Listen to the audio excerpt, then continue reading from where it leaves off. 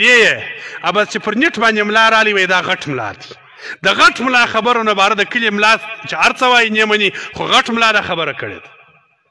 په پاکستان کې یو غټ ملا دی په دا پېښور کې دی دا مناظرې پر دا ټلیفونانو دي نوم یې دی ندیم صاحب ندیم صاحب فتوا کړې ده که چا په 12 خیرات وکړي دا داسې ګناهګار دی لکه سړی چې بې ادبي معاف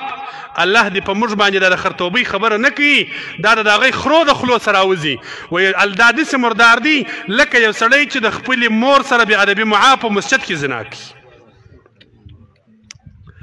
دا د چا فتوا ده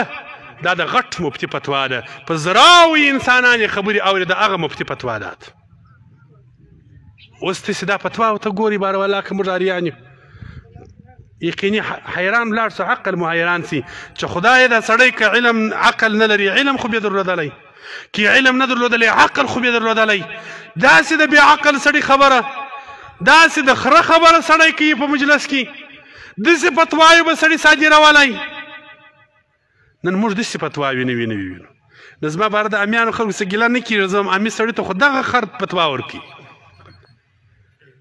دا د الله د رسول صلی الله